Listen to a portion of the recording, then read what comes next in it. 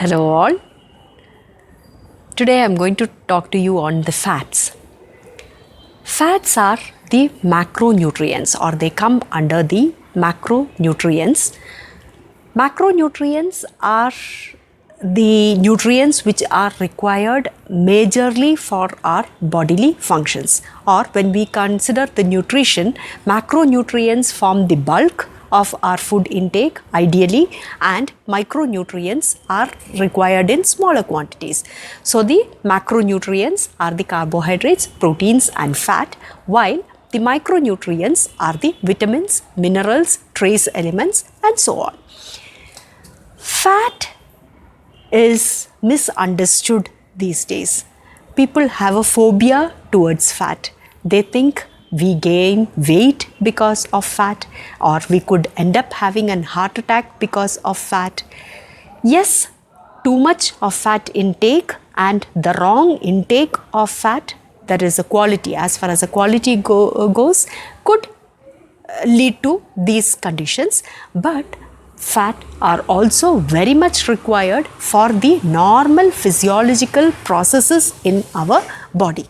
It is healthy, or it is definitely required to stay healthy. So we need not shy away from taking fat, and we need to incorporate the right quantity and the best quality of fat in our day-to-day life through our food.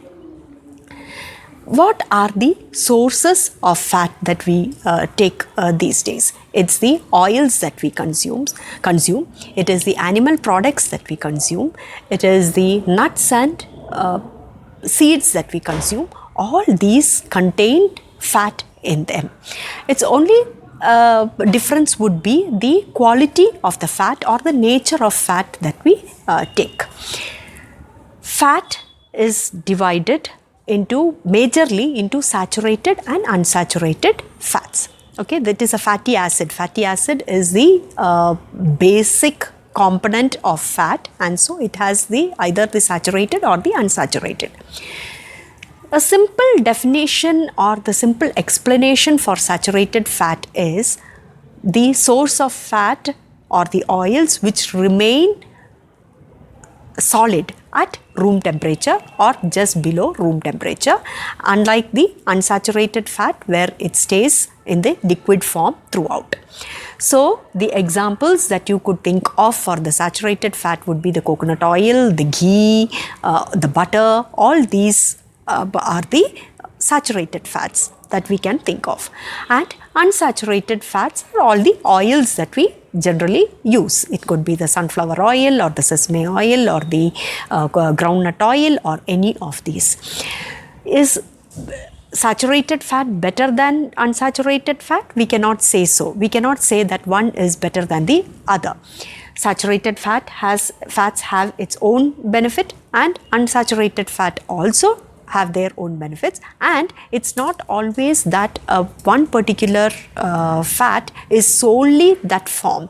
There can also be other ingredients which are beneficial for the health in each of these oils and fats. So we cannot refrain completely or totally from either of these forms. That's the reason I say it is how best we incorporate it into our diet as far as the right quantity and the quality goes. So it should be a proper combination of these things. Now, saturated fat is more stable at room temperature. That is, it remains the same without getting rancid or without getting oxidized, without changing the taste or the smell of it. That is what is oxidation or the rancidity means, and that does not happen with, or that happens very slowly with, the saturated forms, whereas the unsaturated forms are more prone to this oxidative process or the rancidity. So to make this unsaturated fat more stable, the commercial producers of these oils, what they do is there is a process called partial hydrogenation. So they hydrogenate it partially or completely hydrogenate it. Now complete hydrogenation, when I say, it is like the examples that I can give you is dalda, margarine, vanaspati. These are all completely hydrogenated vegetable oils. And the partially hydrogenated are most of the oils that we get these days in the market. Now what happens with these processes, whether it is partially hydrogenated or completely hydrogenated, is the release of free the trans fatty acids.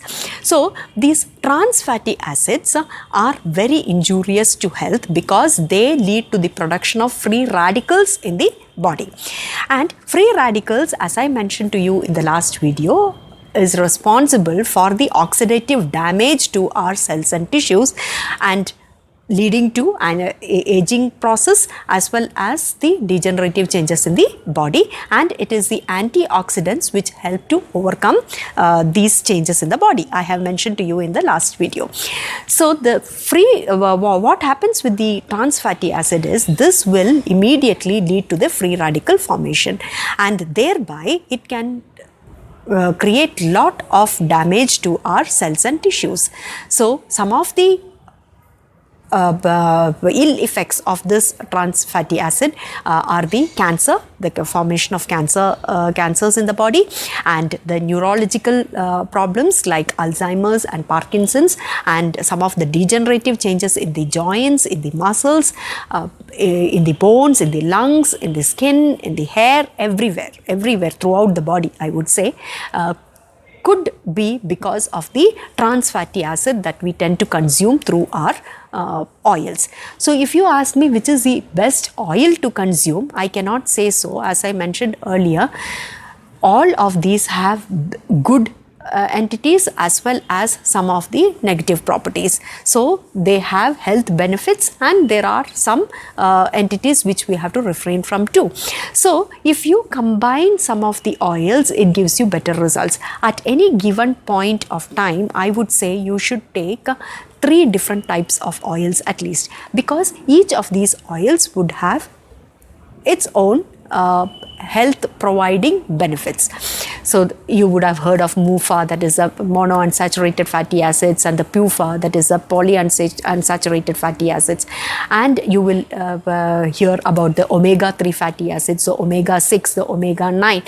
So when you consider that all of these together are not present in one particular oil, it's only when you choose the different kinds of oils in the right proportion, your body would be able to make use of these nutrients, and they are definitely needed for the body.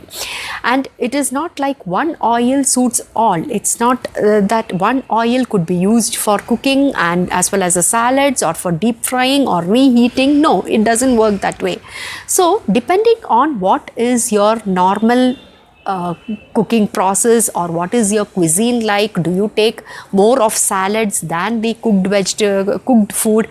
Depending on all these factors, you can decide the oil, or you can choose the oil for consumption. It is not only through the oil that you get the required amount of fat. It is also through the nuts, seeds, the milk products, if you are in the habit of taking milk products, or the eggs, or the animal products. So there are various sources of this fat intake, and I wouldn't definitely suggest to take the animal products as much as the vegetarian sources, because the vegetarian sources are good enough to give you or supply you with the essential fatty acids, and to give you the right amount of fat. Because once you take from the vegetarian source, since they are not as high in fat as the non-vegetarian sources, you would be able to control the quantity of the fat intake.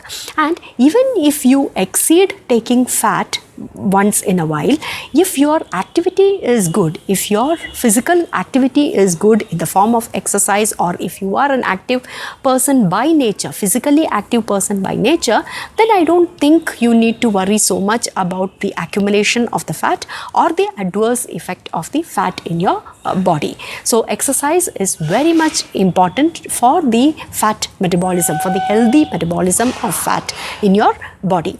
And you might wonder where cholesterol fits into these things. Now cholesterol is taken in only through animal sources. None of the vegetarian food contains cholesterol in it. So, but cholesterol is synthesized in the body through these vegetarian sources as well.